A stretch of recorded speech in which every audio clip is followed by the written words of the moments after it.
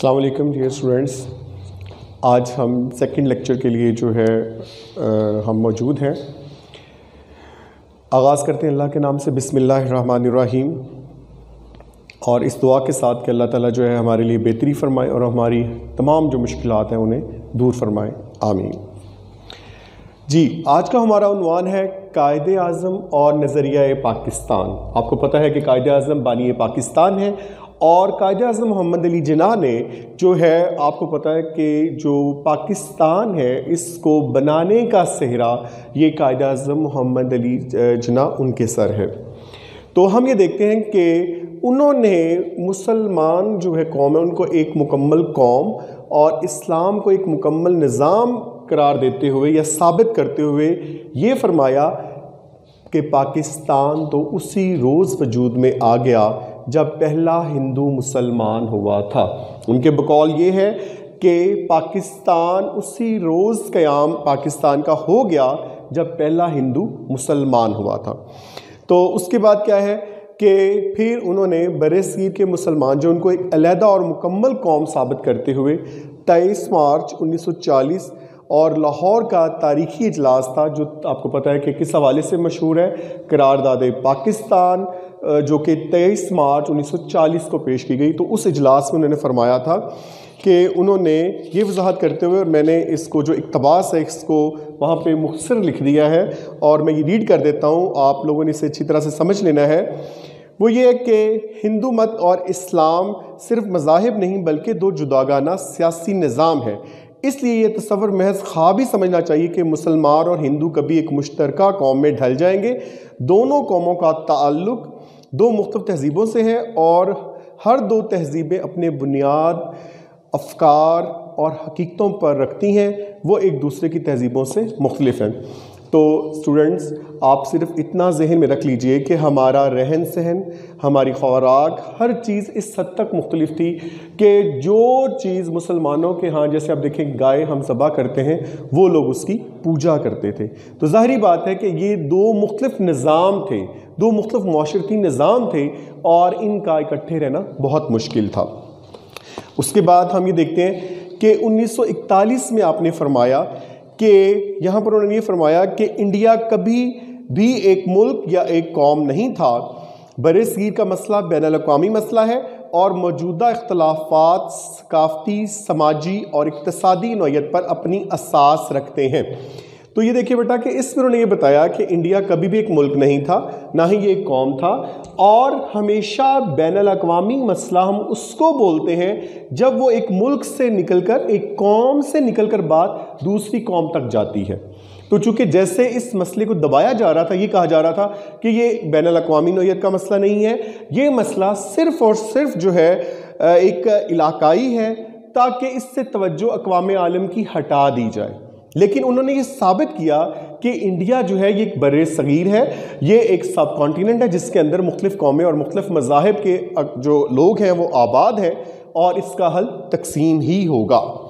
پھر اس کے بعد کیا دیکھتے ہیں ہم کہ آل انڈیا مسلم لیگ کے اجلاس جو کہ منعقدہ 1943 اور یہ کراچی میں ہوا، اب یہاں پر انہوں نے جو ہے بہت ہی خوبصورت انداز میں یہ بات کی کہ انہوں نے کہا وہ کون سا رشتہ ہے جس سے وابستہ ہونے سے سارے مسلمان ایک جسم کی طرح ہیں؟ وہ کون سی چٹان ہے جس پر اس ملت کی عمارت کھڑی کی گئی ہے؟ وہ کون سا لنگر ہے جس سے امت کی کشتی محفوظ کر دی گئی ہے؟ وہ رشتہ، وہ چٹان، وہ لنگر خدائے بزرگ و برتر کی کتاب قرآن مجید ہے۔ تو بیٹا آپ یہ ذہن میں رکھیے گا، یہاں پر آپ نے تین جو کی پوائنٹس ہیں کہ ایک تو یہ دیکھیں چٹان جس پر عمارت کی اساس ہے، اس کا مطلب کیا ہے کہ یہ جو عمارت ہے بہت بلندی پر ہے اور اس کی بنیاد اتنی بلندی پر رکھی گئی ہے، وہ کون سی ہے؟ یہ کشتی کہاں پر لنگر انداز ہے؟ لنگر ہم کس جگہ کو بولتے ہیں؟ جہاں پر بحری جہاز یا کشتی جو ہے اس کو روکا جاتا ہے، اور آپ آسانی کے لیے سمجھ لیں کہ دریا وغیرہ کے اوپر وہ ایک رسہ باندھ دیا جاتا ہے کہ جہاں پر کشتی پھر آگے پانی میں جو فری جو ہے وہ موو نہیں کر سکتی اور وہاں وہ کھڑی رہتی ہے،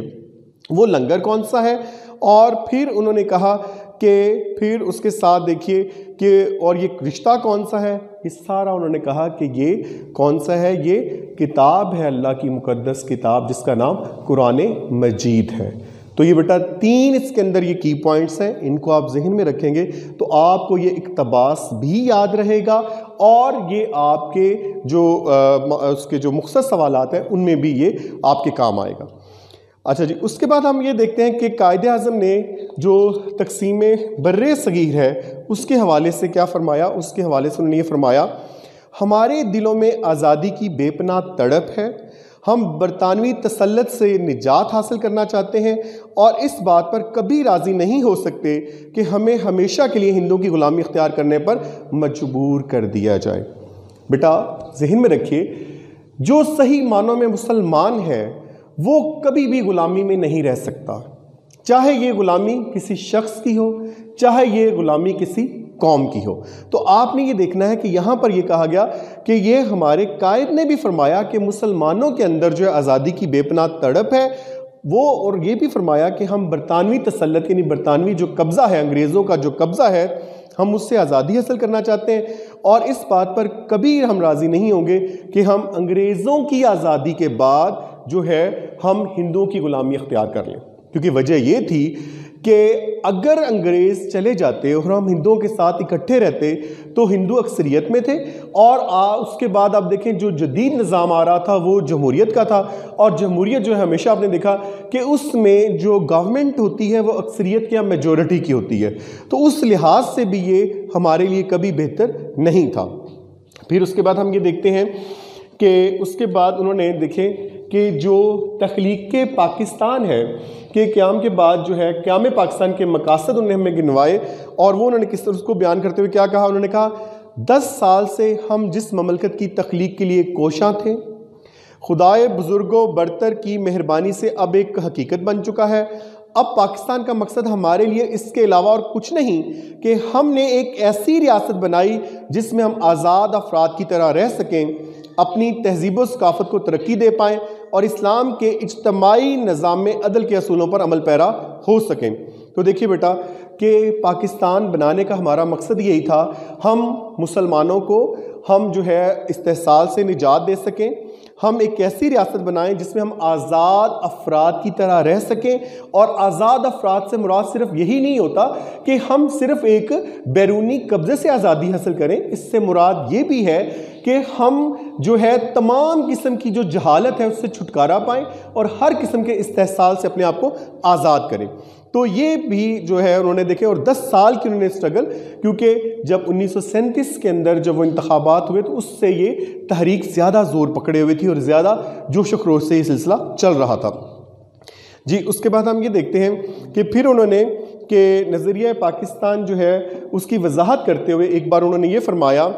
کہ ہم نے پاکستان کا مطالبہ محض زمین کا ٹکڑا حاصل کرنے کے لیے نہیں کیا تھا، بلکہ ہم ایک ایسی تجربہ گاہ حاصل کرنا چاہتے تھے جہاں ہم اسلام کے اصولوں کو آزما سکیں۔ دیکھیے کہ یہ ایک پرانا خیال تھا کہ جی ایک آزادی کے لیے خطہ، ایک ٹکڑا زمین کا حاصل کر لیں، یہ، اور یہاں پر جو ہے دیکھیں انہوں نے کہا کہ ہمارا مقصد یہ نہیں تھا، بلکہ ایک ایسی تجربہ گاہ، ایک ایسی لیبارٹری جہاں پر ہم اسلامی اصولوں کو عملاً جو ہے نافذ کر کے اور اس کے نتائج ہم دیکھ سکیں۔ تو یہ انہوں نے بہت بڑی بات کی۔ اور اس کے بعد ہمارا آخری جو پوائنٹ ہے یہ بیٹا بڑا امپورٹنٹ ہے، اس کو آپ نے ذہن میں رکھنا، یہ اکثر سوال بھی آتا ہے بورڈ کے ایگزامز کے اندر کہ قائد اعظم نے 1948 میں سبی دربار میں خطاب کرتے ہوئے فرمایا تھا کہ اسلام محض رسوم و روایات اور روحانی نظریات کا نام نہیں ہے، یہ ایک ضابطہ حیات ہے جو ہر مسلمان کے لیے ہے تاکہ وہ اپنی روزمرہ زندگی، اپنے افعال و اعمال اور سیاست و معاشیات میں اس پر عمل پیرا ہو سکے۔ اسلام میں سب انسان برابر ہیں، صرف ایک خدا کا تصور اسلام کے بنیادی اصولوں میں سے ہے۔ مساوات، آزادی اور اخوت اسلام کی اساس ہے۔ تو بات لمبی ہو رہی ہے، ہم اسے اختتام کرتے ہیں اس بات پر کہ اسلام صرف رسوم و روایات اور عبادات ہی نہیں، اسلام کا مقصد یہ ہے ہر شخص کو اس کے حقوق جو ہیں وہ دیے جائیں، اور اسلام کا اصل جو مقصد ہے وہ کیا ہے کہ مساوات، آزادی اور اخوت۔ مساوات، سب برابر ہیں، آزادی ہر ایک کو اپنی رائے کا اظہار کرنے کے لیے، اپنے آنے جانے کے لیے، گھومنے پھرنے کی اس کو آزادی ہو، لیکن آزادی ہمیشہ ذہن میں رکھیے کہ آزادی، آپ کی آزادی اس وقت تک ہے کہ آپ کسی کی جو ہے اس میں مداخلت نہ کریں، اور اس کے ساتھ اخوت کے سب بھائی چارے سے اور اکٹھے ہو کر رہیں۔ تو یہ تھا ہمارا آج کا لیکچر، امید ہے آپ اسے ذہن نشین کر لیں گے، اور جیسے ہی آپ نے یہ پڑھنا ہے میرے لیکچر کے ساتھ ساتھ آپ نے جو ہے یہ سارا اس کو ریڈ آؤٹ کرنا ہے، and thank you very much.